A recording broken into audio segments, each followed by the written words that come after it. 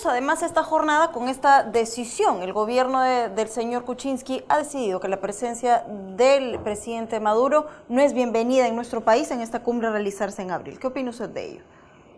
A ver, a mí me desagrada profundamente Maduro y su régimen, ¿no?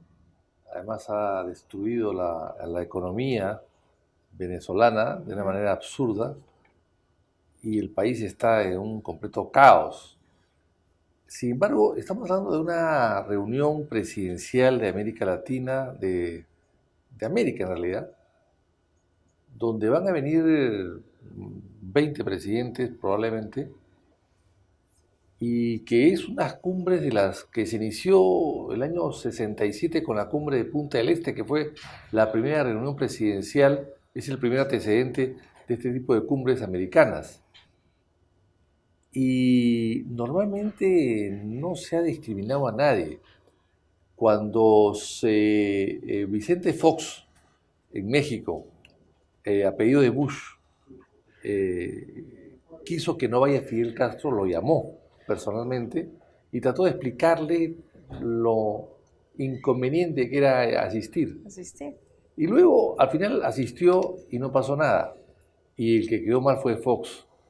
Yo no sé si Kuczynski esté reaccionando así debido a la presión americana, no sé si para que venga Trump, pero si fuese así sería fatal. Pero no creo que la iniciativa sea muy feliz, la verdad. Yo hubiese dejado las cosas como están. Maduro va a ser, si llegaba, o no sé si ahora llegará, porque se le ha dicho que no es bienvenido, pero no se le ha prohibido venir. Él tiene derecho, como Venezuela, a asistir a la cumbre. Y entonces puede venir, inclusive a pesar de eso puede venir, pero la reacción del pueblo en las calles va a ser tremendamente mala para él. No le va a hacer ningún bien venir. Yo creo que con eso era suficiente. Me parece del pueblo peruano y también del inmigrante, ¿no? Porque tenemos muchos inmigrantes en ese momento. 50.000 inmigrantes que hay, que se reúnan 5.000 solamente a pifiarlo, ya le arruinan la visita. Se la arruinan totalmente. Creo que es un poco exagerado. Y entiendo que hay un tema político de fondo, ¿no? Pero creo que corremos el riesgo de que no vengan otros países porque se sientan igualmente solidarios. Bolivia o Ecuador, en fin, no sé, cualquier otro país. Los que ideológicamente se encuentran afines seguramente a Venezuela. O otros que sin ser afines se sientan que hay una discriminación, no lo sé. En fin, es un riesgo, es difícil evaluar o criticar o alabar la decisión del gobierno, porque Maduro es una persona ampliamente impopular en el Perú y en muchos países, y es una figura repulsiva, pero no sé si lo que se ha hecho el gobierno es una buena solución. Ahora, desde su perspectiva, ¿cómo mantenemos una buena relación bilateral con Venezuela si precisamente la presencia de Maduro es una presencia que ya no tiene respaldo popular, que cala en la conciencia del ciudadano por tener uno de los regímenes más antidemocráticos en este momento? Bueno, pero se sostiene finalmente, ¿no? Con ayuda de la inteligencia cubana, según dicen, y la división tremenda que hay en la oposición en Venezuela, porque estoy seguro que si la oposición estuviese unida en torno a un puño, a un liderazgo, podrían derrotar a Maduro, ¿no? Lo que pasa es que están divididos y Maduro trabaja muy bien en ese sentido, de dividir la oposición para poder triunfar. En estas próximas elecciones parecería que no va a haber un candidato de la oposición importante, ¿no? Que va a presentarse casi solo. Yo creo que eso es fatal. O sea, los venezolanos no se han dado cuenta que la única manera de sacar a Maduro es unirse todos juntos en torno a un solo objetivo y por tanto al final serán mayoría. ¿Y qué opina precisamente de la no presencia de los organismos internacionales al momento de intervenir en esta crisis que aqueja a Venezuela hace mucho tiempo ya? Bueno, pues los organismos internacionales sirven para solucionar problemas relativamente sencillos, no problemas grandes. Son organismos grandes para solucionar problemas pequeños, no son organismos grandes para solucionar problemas grandes. Venezuela es un problema grande, no es un país pequeño, es un país tan grande como el Perú, un poco más pequeño, pero además con una población inclusive un poco mayor. Es un país además con un ingreso per cápita muy deteriorado, pero que también es importante. Es una economía fuerte, magnífica. No es pues Trinidad y Tobago, no es pues Granada, no es pues un país caribeño. Es caribeño, pero no una isla caribeña. Entonces, por todo eso no es fácil la solución. No es fácil imponer una solución a Venezuela porque es un país grande, como la impone pues en Haití o quizás en República Dominicana o en Jamaica, o etcétera, ¿no? O sea, ese es el problema. No es una... y la OEA no tiene fuerza armada, la OEA no tiene tanques, no tiene aviones, no tiene tropas. Entonces, ¿cómo impones una solución? Es muy difícil. Si a Cuba no le han impuesto una solución en 60 años, bueno, es que es un poco más chica, sin embargo es más grande que otros países. Esta unión de la que usted habla para poder combatir la situación de Venezuela, ¿hace alusión a una unión latinoamericana o hace falta ahí en ese momento la intervención directamente de Estados Unidos? No, yo creo que la división americana no se puede ni aceptar.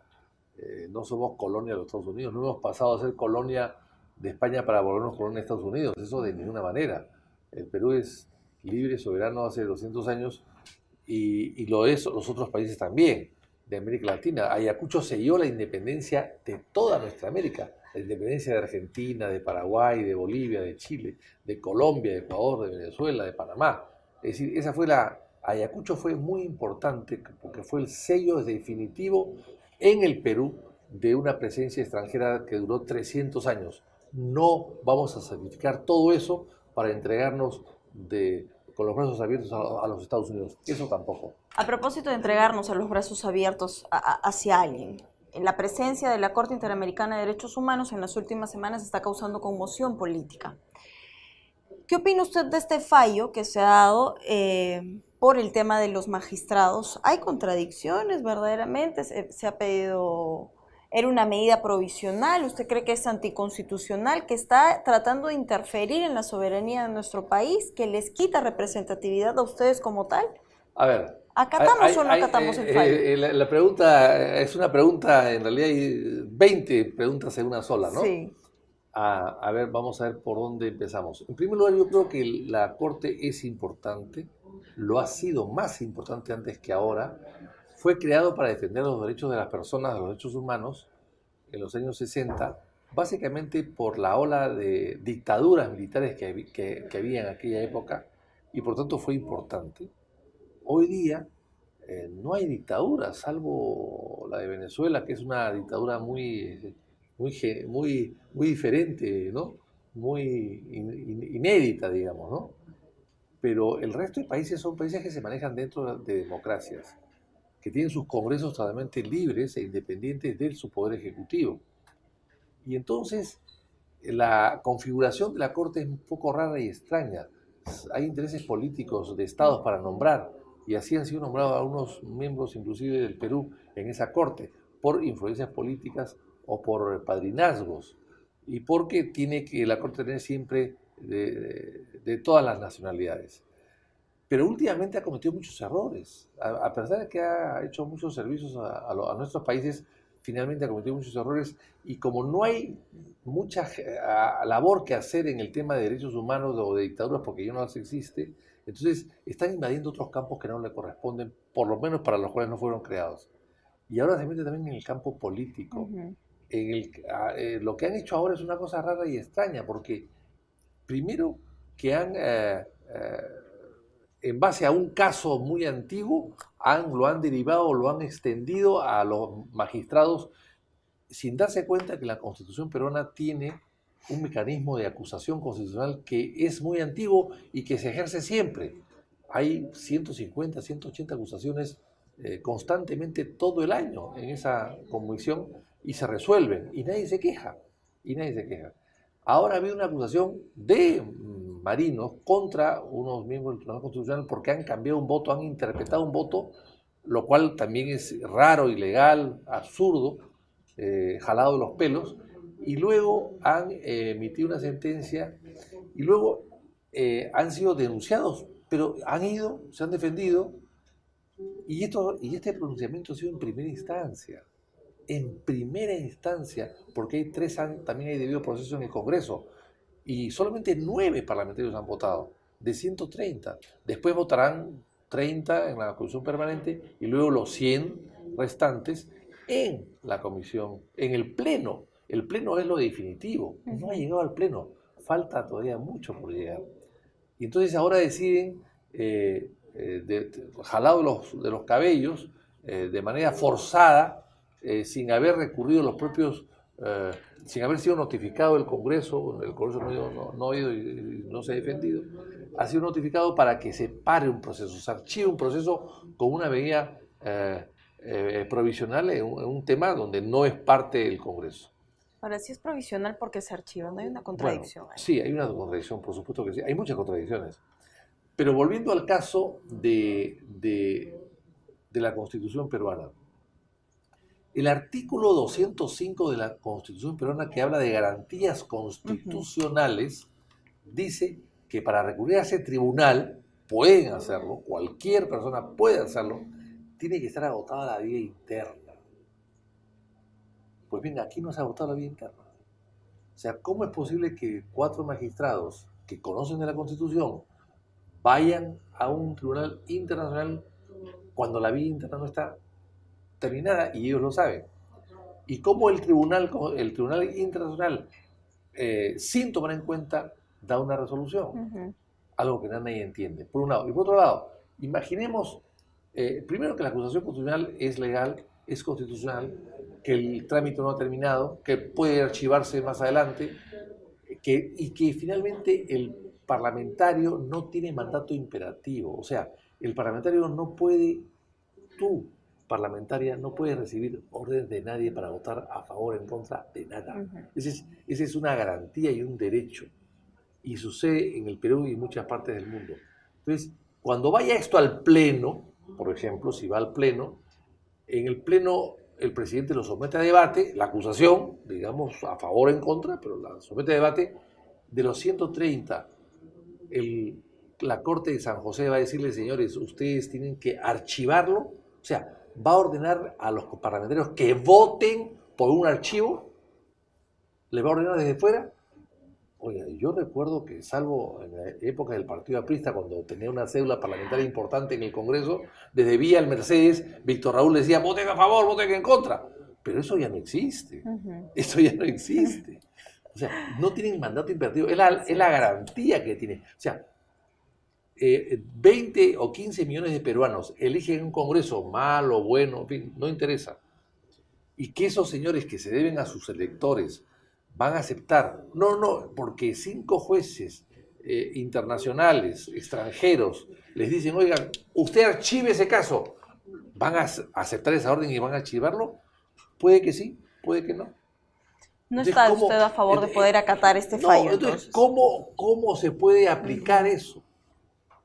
No es lo mismo una resolución de un juez nacional o internacional que ordena al Congreso que reponga a un trabajador o que le pague indemnización, que es un caso administrativo y que se lo resuelve una persona, y generalmente una persona que no es elegida por el pueblo, sino que es funcionario público, que aplicar eso al pleno, al soberano, a los señores que representan a votos, que han sido elegidos por votación popular, decirle, oiga señor García Blonde, usted tiene que votar por el archivo. Bueno, pues, yo haré lo que crea conveniente. A mí no me pueden obligar a votar en un sentido. Es una especie de coaccionar ¿cómo se aplica el tema? ¿Cómo se aplica? Lo veo difícil, muy difícil que se aplique de acuerdo a lo que quieren los 5 jueces extranjeros que han ordenado eso. Bueno, estaremos pendientes finalmente de cuál será la decisión. Hay algo que ya se ha decidido y es precisamente esta prórroga de 30 días del decreto de urgencia 003, un decreto bastante... en este momento me atrevo a decir que ha causado polémica porque luego de un año no se sabe si verdaderamente se cumplió o no con el fin que tenía este decreto de urgencia. ¿Se llegó al objetivo, cree usted, o ha sido un decreto que no ha cumplido ni con el tema de reparación civil, que trata de encubrir a las consorciadas y a todas las que están dentro de este sistema de corrupción? De todo el decreto de urgencia 003 y este que se va a prolongar y este que se va se pretende sacar a través de una ley son decretos que favorecen lo que ellos llaman la cadena de pagos. O sea, la cadena de pagos de la corrupción. O sea, lo que queremos es que los corruptos no tengan problemas en su cadena de pago. Eso es lo que queremos. Yo rechazo eso. O sea, digamos, pongamos un ejemplo que es más claro.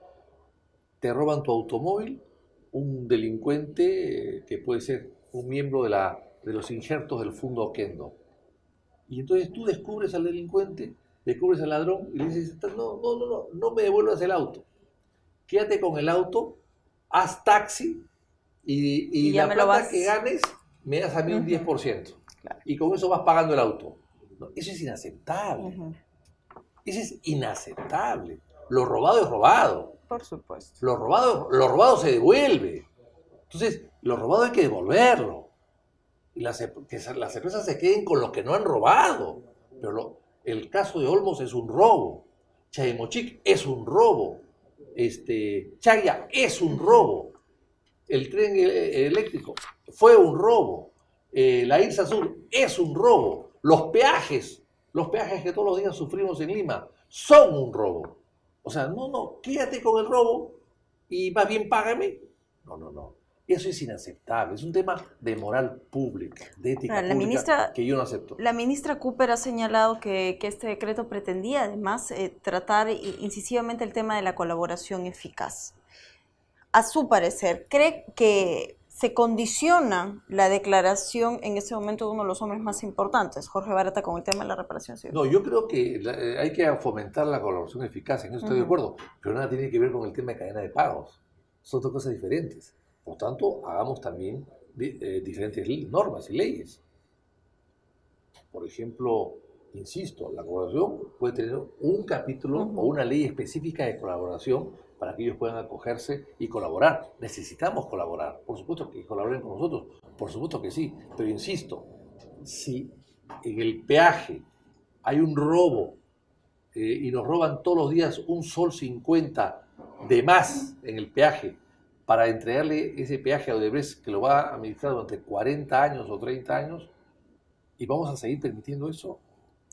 Sin haber hecho casi nada, porque las obras están paradas, y además Odebrecht ha vendido parte de su peaje, parte, y ha cobrado 450 millones de dólares. Entonces dicen, oye, hay empresas pequeñas que no les pagan, proveedores pequeños que no reciben su pago y van a quebrar. Bueno, pues que nos digan cuáles son las que están quebradas. No han dicho 150 empresas. ¿Cuáles son, señores? ¿Cuánto se le debe?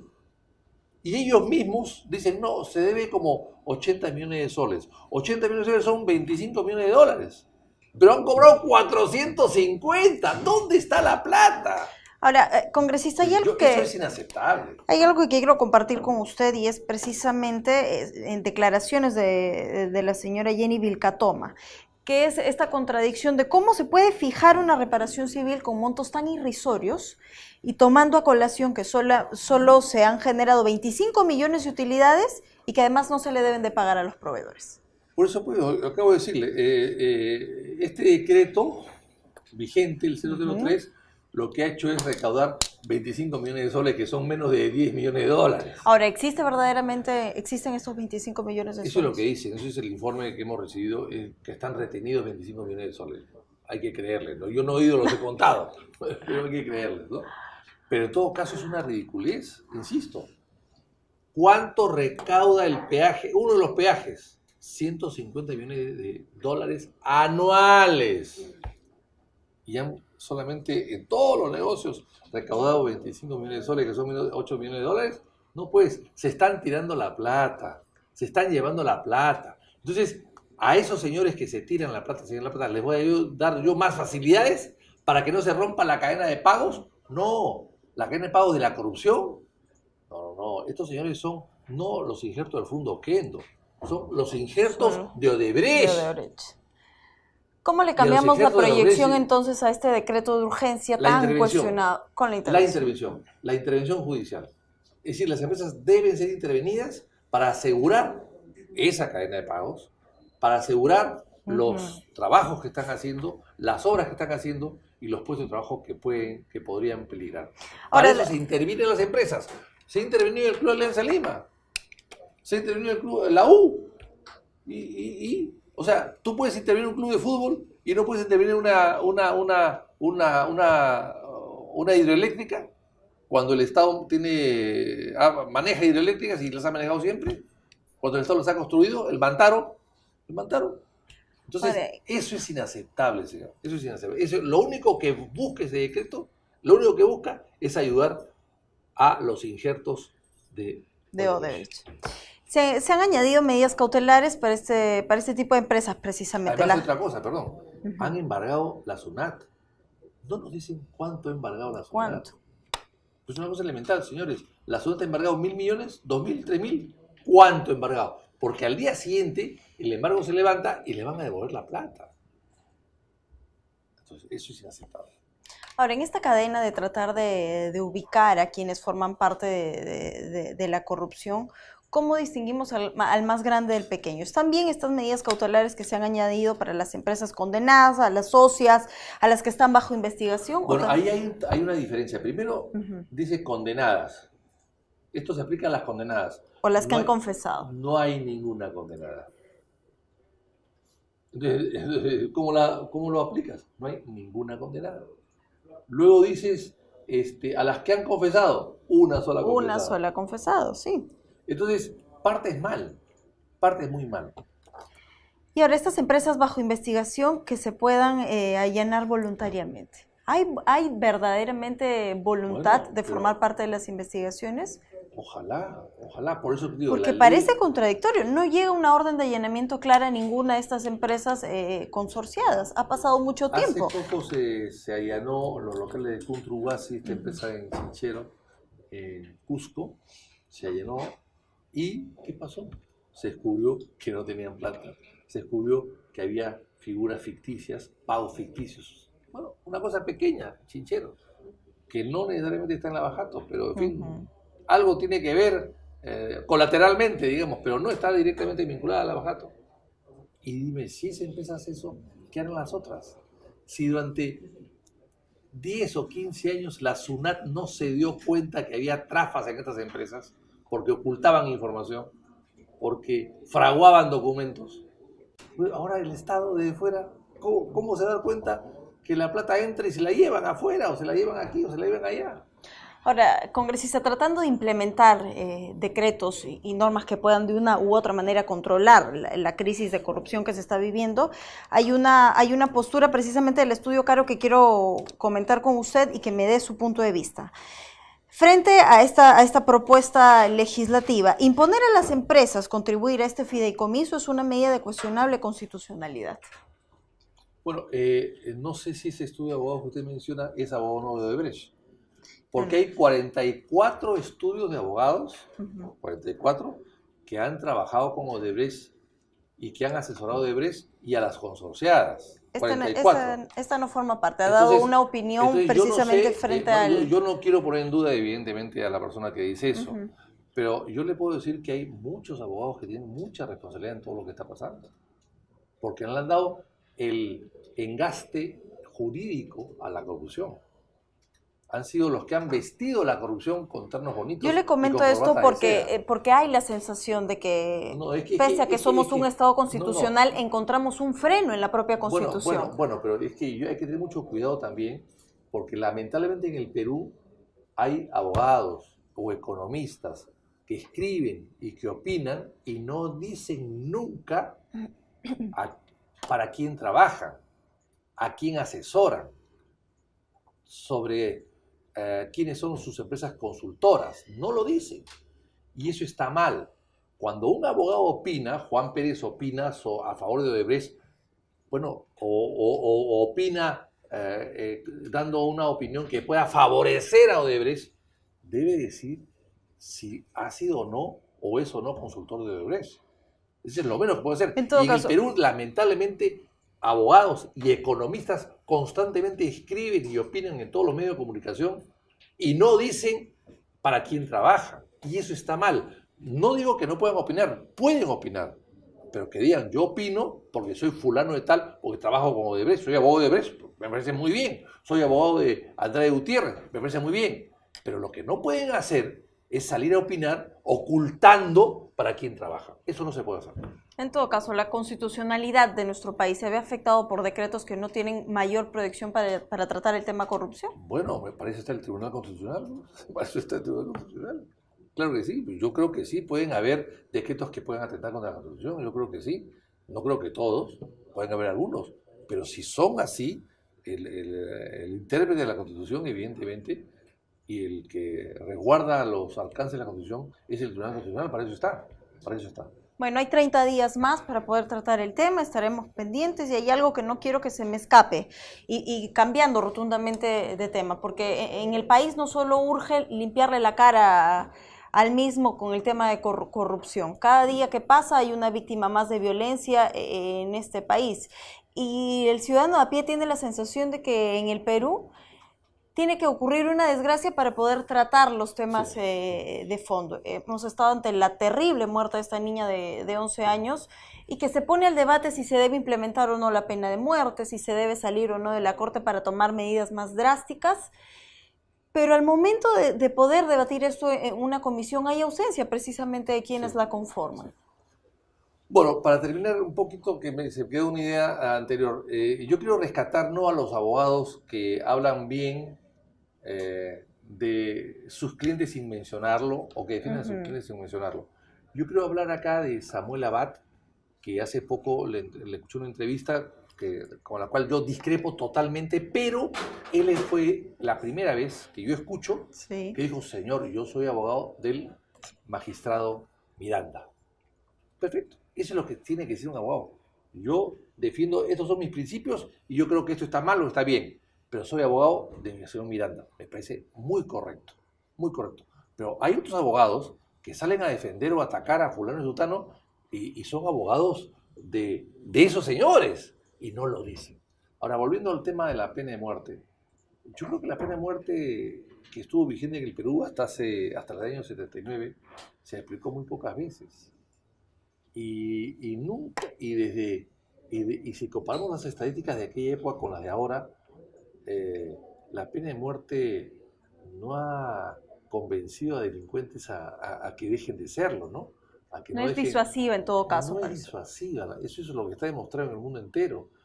Es una tranquilidad para la sociedad que ese sujeto ya no esté preso, sino que esté muerto, claro. Esté bajo la tierra. Bajo la tierra, sí. Pero, y es una satisfacción probablemente también para los familiares de las víctimas, pero no es disuasiva.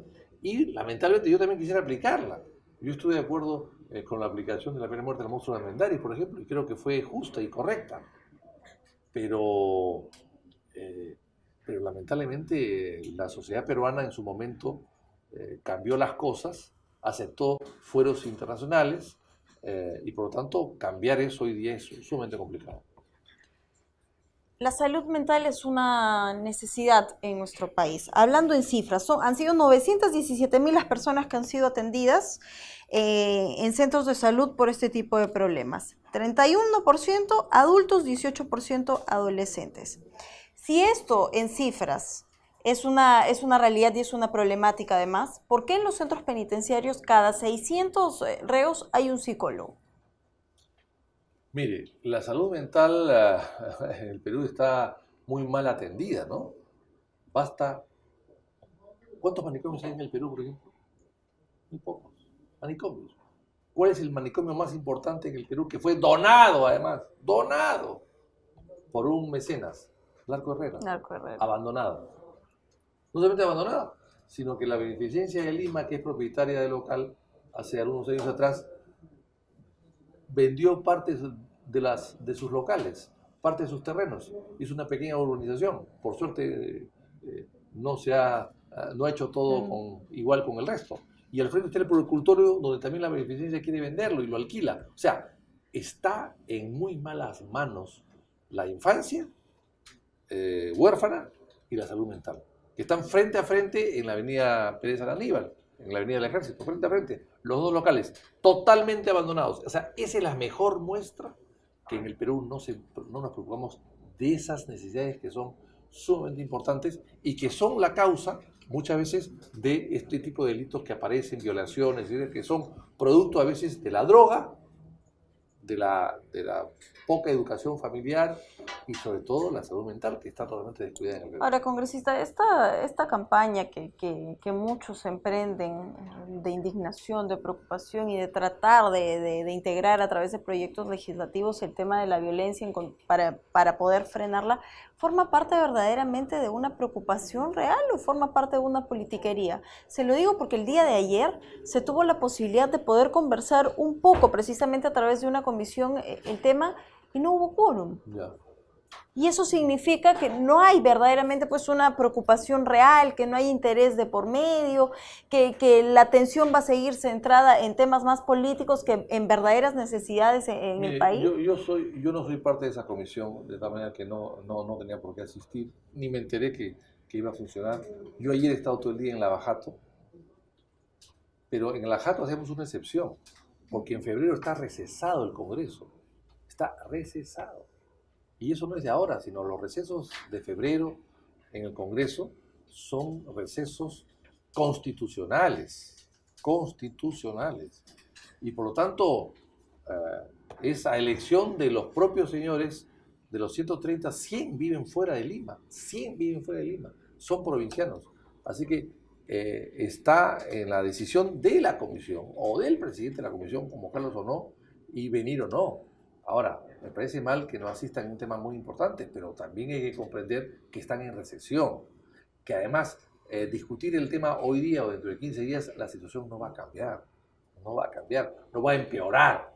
No es un tema de urgencia como puede ser el decreto de urgencia 003, que se vence hoy o ayer. No, entonces yo creo que, y finalmente, en el tema de fondo, yo no creo que cambiando las penas las cosas mejoren, ¿no?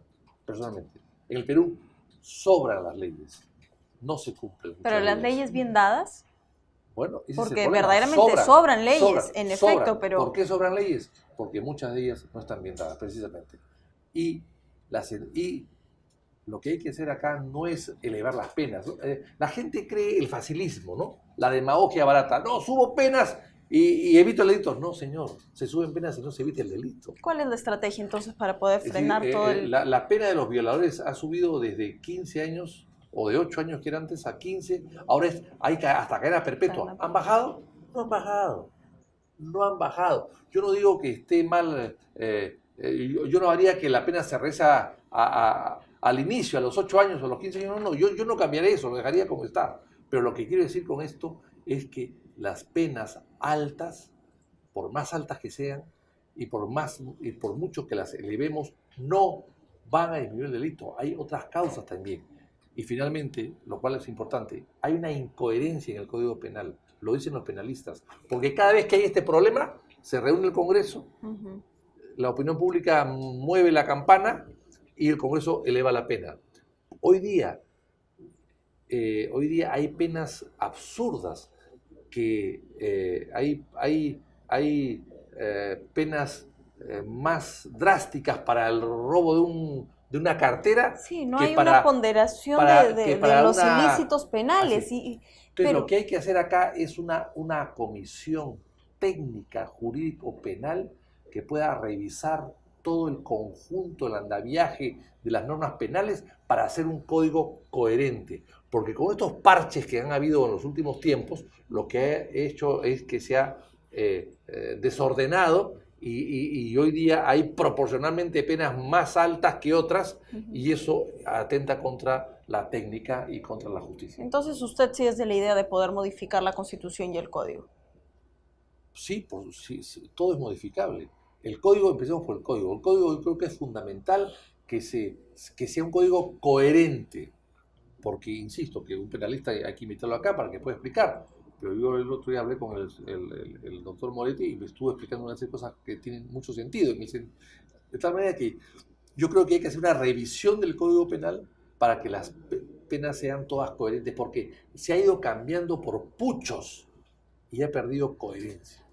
Y eso es lo que hay que tratar, de que el código vuelva a tener coherencia para que sea más justo. La representación parlamentaria el año pasado ha demostrado que a través del control político se pueden lograr grandes avances en cuanto a destapes para avanzar en la línea de investigación para limpiarle la cara al país. Pero ¿cómo vamos con el tema de poder modificar, de derogar, de integrar proyectos legislativos? El Parlamento es lo que es el país, ¿no? Porque le digo algo, sale un nuevo caso de violencia y salen muchos parlamentarios a decir, bueno, yo tuve la propuesta legislativa, por ejemplo, de hacer el registro de las personas con antecedentes como el del monstruo de la bicicleta, y nadie lo tomó en cuenta por estar tratando de limpiar Sí, bueno, ese es un tema lamentablemente que sucede, ¿no? Pero la pregunta es, ¿por qué está el monstruo de la bicicleta en una comisaría? ¿Por qué? O sea, nos fijamos en la parte legislativa y la parte del control. ¿Cómo es posible que una persona con los antecedentes de este señor pueda entrar y salir a una comisaría? ¿Cómo? O sea, ¿a quién se le ocurre? ¿A quién se le ocurre que una comisaría puede ser una escuela de niños, que van los niños sin un tipo de vigilancia a una comisaría a que les den instrucciones de nada? ¿Cómo? O sea, ¿por qué? Si la policía quiere ayudar, que no lo haga en la comisaría. Ahora, ¿funciona esta dada de baja de 150 policías? ¿Esa es la No, solución? no les han dado de baja, los han cambiado. ¿Los han cambiado? Los han cambiado. No, yo no creo que sea la solución, pero tiene que haber un tipo de llamada de atención. No es la policía no funciona bien. ¿Cómo es posible que la policía haga escuelitas dentro de la comisaría, donde hay delincuentes? O sea, una comisaría de delincuentes, porque si hubiese una separación entre delincuentes y público, lo entiendo. Usted va a una comisaría y ha visto que hay una puerta para delincuentes y otra puerta para ciudadanos. ¿Cómo devolverle la institucionalidad a la policía? No la hay, no la hay. Porque o sea, no el hay. Yo he ido a ciudadano ya no comisaría confía muchas más. veces y me he cruzado en la puerta con delincuentes. Y he visto el otro día un video en Cañete donde el serenazgo captura a un delincuente que roba celulares por tercera vez. Lo deja en la comisaría. Está el video. Y la comisaría saluda al capitán y se mete.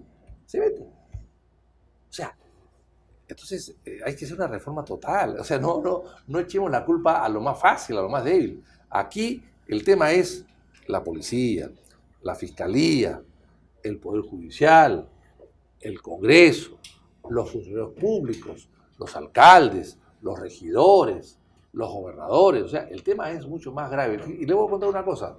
El Congreso tiene una aceptación muy baja, 15, 18%. En todas partes del mundo los congresos tienen un respaldo popular muy bajo, también, por ese orden, 18, 15, quizás 25. Pero en España, o en Italia, o en Estados Unidos, la policía, el Poder Judicial, el Ministerio Público tiene un respaldo del 90%. Por supuesto, por los resultados. Acá están todos iguales. Acá están todos compitiendo quién es el más bajo. Todos compiten. Allá no. Pero eso es una realidad que nos acompaña hace muchos años. ¿Por qué no se trata? Bueno, es un tema complejo, es un tema mucho más grande. Pero no enfoquemos el tema solamente en un sector de la sociedad. Enfoquemos el tema en todos los sectores que están fallando en la sociedad. Es un tema mucho más grave, mucho más complejo, pero empecemos pues por las reformas elementales, la reforma no de la educación, que es fundamental, de la formación de las familias y de la formación o reforma de las instituciones. Estamos ante la posibilidad de que Jorge Barata pueda dar nuevos indicios en cuanto a este tema de corrupción que involucra directamente al señor Kuczynski. La izquierda presentó 2 mociones de vacancia presidencial. De darse un nuevo destape que pueda involucrarlo, indicar directamente que él tuvo algo que ver en este tema de corrupción, ¿ustedes como Acción Popular se van a unir a este pedido de vacancia? A ver, yo lamento mucho que una de las bancadas, que bancada mía por supuesto, Nuevo Perú, se haya parado y se haya retirado. Y se haya ido, cuando tuvo la oportunidad de poder hacer más. O sea, gracias a ellos, el señor Kuczynski sigue gobernando el Perú. Porque los votos de Kenji eran insuficientes. Eran insuficientes. Esos votos, los 10 de Nuevo Perú, fueron fundamentales. Se les dijo, se les habló antes. Nicolás Lucar había sacado ya una denuncia 8 horas antes de lo que se estaba tramando, la libertad de Fujimori, de este pacto que había por debajo de la mesa. Yo mismo se los dije. O sea, todo eso se dijo en las horas antes a la votación. Aún así, ellos dijeron no, nos vamos, ¿no? Y al irse, evidentemente, le salvaron con un salvavidas la presidencia a Kuczynski. Pero claro, luego viene el indulto y acto seguido presentan una moción para que se vaya. O sea, ¿Se va por qué? ¿Por el indulto o se va por la corrupción? Aparentemente se va por el indulto, porque por corrupción no votaron a favor de la vacancia. Ahora sí quieren votar a favor de la vacancia por el indulto. O sea, es evidente que están buscando darle de baja al presidente por el indulto. Yo creo que el indulto está muy mal, pésimo. Es un negocio nefasto, infame. Pero no se puede vacar a un presidente por un indulto, que es un derecho y un privilegio para que lo haga. Claro, la Constitución nos dice que tiene que hacerlo bien, se supone que tiene que hacerlo bien, no lo ha hecho bien, pero de ahí a vacarlo es diferente. El tema, hay que volver al tema original, la corrupción, la calidad moral del presidente. La incapacidad moral, sí. Y eso hay que reforzarlo ahora más que nunca. No queremos una vacancia express, queremos una vacancia solvente, con muchos argumentos, y que se pueda producir sin ningún tipo de cuestionamientos de ninguna naturaleza. Hay que ver que el señor Kuczynski trajo inclusive a la OEA. Quisieron un papelón ahí ridículo sentados en el Congreso. Entonces, hay que hacer las cosas bien. Yo creo que como la corrupción no ha desaparecido, las pruebas no han desaparecido, sino que aumentan en contra de Kuczynski, la vacancia veo que se viene a venir. No sé si mañana, pasado, o a fin de mes, o a fin de año, pero se viene a venir. Lo veo casi inevitable. Con barata, sin barata. Por eso es que se le ve más cerca, con más presencia, cree usted, al vicepresidente Martín Vizcarra. Yo he tenido discrepancias notorias con Vizcarra, sí. No tengo que ocultarlas, ¿no? Pero yo creo en la sucesión presidencial, yo creo en las instituciones. Y la institución presidencial es presidente y vicepresidentes. Y creo en la Constitución. Y por tanto la Constitución prevé todo tipo de cosas. En fin, hay algo que se le puede escapar. Pero la sucesión presidencial está prevista desde la primera Constitución peruana en 1823. De tal manera que si no está el presidente, está el vicepresidente. Y no solamente uno, sino hay dos por si acaso. Dos por si acaso. Y esos dos los creó Castilla, en la época de Castilla, en 1856. Entonces, de tal manera de que hay dos vicepresidentes, a falta de uno. Y entonces hay que, si se le vaca al presidente de la República, hay que aplicar la sucesión constitucional para que no sufra la institución ni se afecte al país. Que no se afecte a la gobernabilidad. Exactamente. Vamos a cerrar esta entrevista con una lista de prioridades que se deban trabajar hasta julio, no solo para devolver en cifras estadísticas la aprobación al pueblo, sino porque verdaderamente el ciudadano a pie no cree más en este gobierno. Hay temas pendientes que se han dejado de atender, la reconstrucción es uno de ellos, estamos a un año de los Panamericanos, estamos con muchos temas sobre la mesa.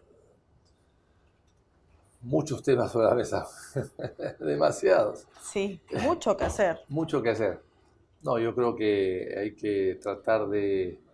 Mire, me preocupa mucho la parte social, me preocupa mucho que el gobierno esté paralizado, me preocupa mucho que la economía esté desacelerada, me preocupa mucho de que no haya un tipo de reformas que no se han planteado. Este es un gobierno que entró, de economistas casi todos, que entró con una gran ilusión de todos, con ellos, y que no ha hecho absolutamente nada. Esa parálisis del gobierno que nada tiene que ver necesariamente, o mucho que ver la vacancia, ni mucho que ver otras cosas, sí tiene que ver un poco el manejo de ellos mismos, ¿no? La falta de profesionalidad, de experiencia para poder manejar el asunto del gobierno. Notamos de fuera que es un gobierno que hace lobbies, nada más, pero que no sabe hacer otra cosa. Ojalá que las cosas cambien por el bien del país.